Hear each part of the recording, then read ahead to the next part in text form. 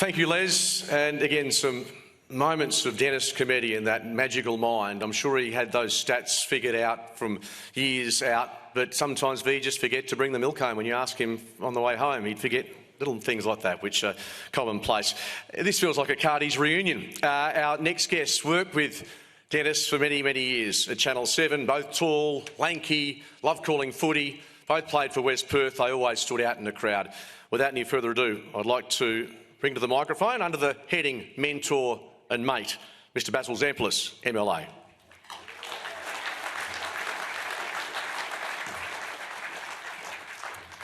Thank you very much, Mark. Good afternoon. What a great pleasure and thrill it is to be here. And to Velia, to Ricky and to Mark, my sincere and profound condolences, and thank you for this huge privilege and wonderful opportunity. I've got so much to thank Dennis for, including right now. Here I am today sharing the stage with the Premier, with one of my idols as a young man, the captain of West Perth, my club, Les Fong, and another of my idols, and then later a mate, Bruce McAvaney. How special this is. So Den, thank you. And lots of people have asked, what would Dennis have made of today? Lots of people have asked me, given I've known him for so long and so well, what would he have made of this occasion? Well, the truth is, V, he would have wanted us all to play it down and be very low-key. And then he would have called me in and said, Baz, make sure they make a fuss. And that is exactly what we've got here today. He would have loved this, and he would have loved that so many had turned out, not only in the room, but also on television. And Premier, to you and to the Government of Western Australia, thank you for honouring Dennis in this way. It is truly special. I first met Den when I was playing for West Perth. I'd actually met him as a fan in the rooms, but of course as a young fan going in to get autographs, you didn't get to talk to the coach. I had marvelled at him. But I was doing a Trevor Jenkins broadcasting course when I was playing footy, and Den was invited along as one of the guest presenters. And he knew that I played for West Perth, and he sort of walked me out to the car park afterwards, and he said, how's everything going down at the club? And I said, oh, actually, Den, we're in a bad spot at the moment. We've got a lot of injuries, a bit of an injury crisis. And I told him who was out at the time. He looked at me in the way that only Dennis could look at me, and he said, Baz, that's not an injury crisis. When I was coaching at West Perth, we had an injury crisis. David Palm had a hand injury. Laurie Heel had a foot injury, but thank goodness Arnold Cox was playing at East Perth. That was Den. He made you laugh, he made you smile, he made you feel good. He had a magnificent way about him. And what a commentator, as we've seen and as we've heard. All of those magnificent lines, the cork in the ocean, the centimetre perfect, which he never really cared for. He went in optimistically, Gasper and the unfriendly post. And all of them displayed the true genius of Cometti. But my absolute favourite, a little off-Broadway, didn't always get the airplay that some of the others did, happened one day in multicultural round, when the 50, where the 5 and the 0 would normally be, for multicultural round, the AFL decided to paint the numbers in the Chinese characters to represent the 50. And then as the player was going back and was about to kick from exactly where those characters were, Dennis so beautifully and magnificently slipped into, careful, don't slip on the Mandarin. That was Cometti, the genius of Cometti. And yes, sometimes the best ad-libs are carefully prepared, but often in the moment he did go where few other broadcasters were capable of going. The stadium holds its breath, it's a goal, and the western suburbs erupt. You can't write that. You can't write that. And that's how good Den was. The voice, the timing, but behind it also an incredible work ethic. For Dennis, every game was a big game. Every game. Whether it was a pre-season game in February or the AFL Grand Final at the MCG in September, he always put in the work. And as V knows better than anyone, he would watch hours and hours of tape. All of them beautifully recorded on the old VHS by his loving wife, Velia. V, those old VHSs belong in a museum. And the story behind V recording all of those tapes and Den plugging them into his machine that he would travel onto the plane really describes for everyone. We saw the genius, we saw the end result and the end product, but it was a team game for the Comettis. Everyone played their part. And long before Raj, Den's Melbourne driver, came onto the scene, and in the latter years he had a driver here in Perth as well, it was Velia who would do the driving to the airport and the picking up from the airport. A lot of time waiting in car parks for that plane to arrive. On one flight travelling with Den, he was reading what looked to be an obscure magazine. And I said, Den, what's that? And he explained to me that he had written away and subscribed on the internet to an American popular culture magazine. Now, not the sort of thing I would have expected Dennis to be reading. And I said, why on earth, Den? He said, well, what I like to do is read through, pick up trends and tips, lingo or language that's not being used, and weave it into the call. That's how good he was, and that's how much he cared about his craft. He hated V. He hated making mistakes. But if he made one, I don't know anyone else who does this. I don't know why anyone else would do this. But if he made a mistake, he would demand a copy of the tape.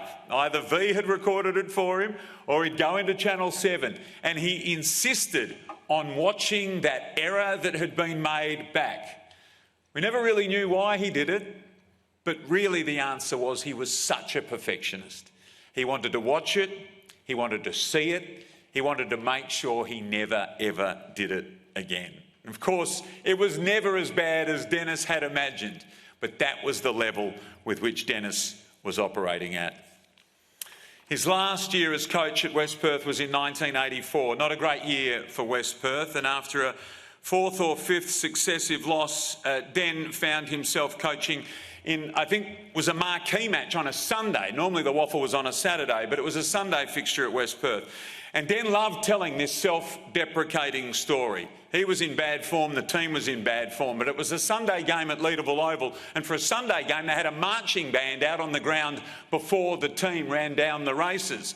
The band was coming in, the man at the front, the man that Dennis affectionately called the sceptre tosser because he was the bloke twirling that baton.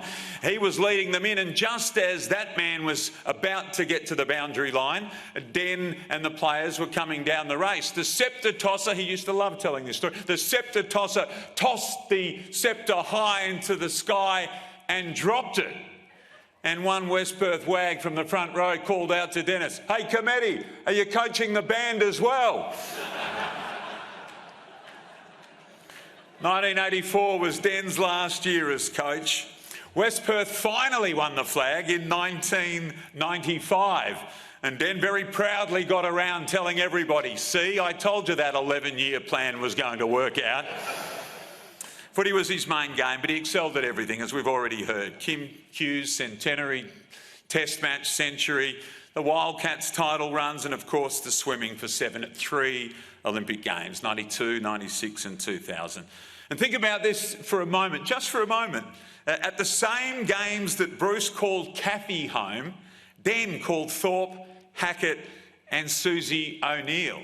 Dipper was right. Two geniuses at the one time, in the one era.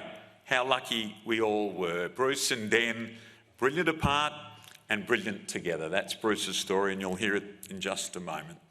Of all of the Australian triumphs, though, I think Perkins' win from Lane 8 has a special place in Australian folklore. Never write off a champion, things that we love, obviously. And I once asked Dennis about the Perkins call. Did he get the opportunity to meet with the great Kieran Perkins and talk about that moment? And Den did, and yes, he had. And I said, well, Den, how did it go?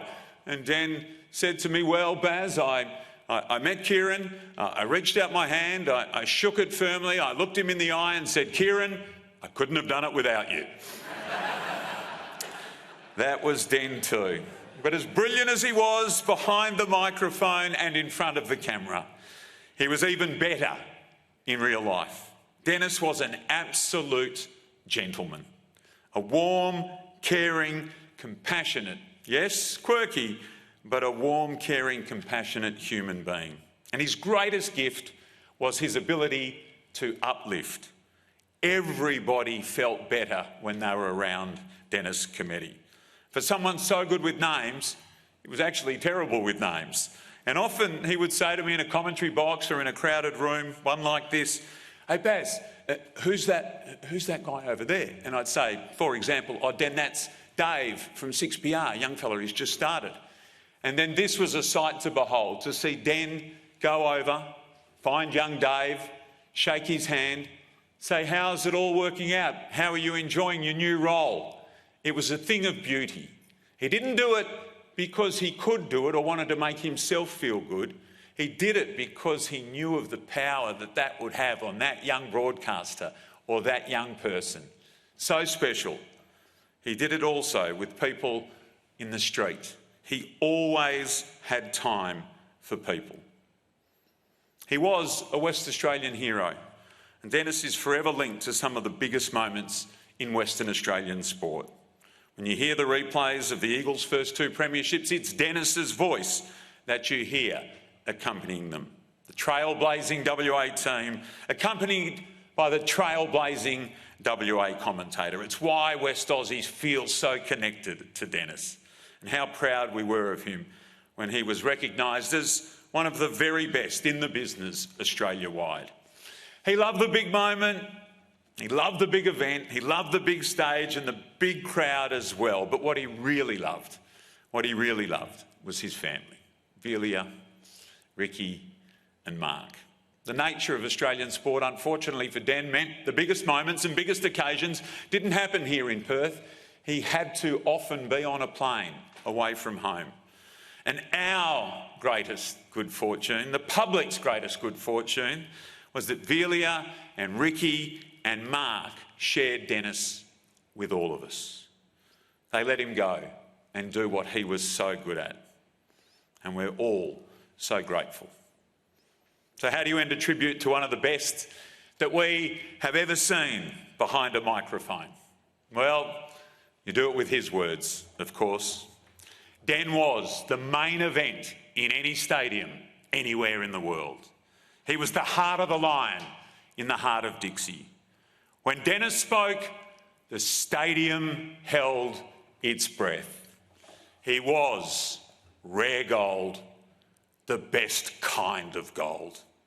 As Bruce said, as their final broadcast together ended in 2016, no one is irreplaceable, but there'll only ever be one Dennis Cometti. Farewell, my friend, and thank you, everyone.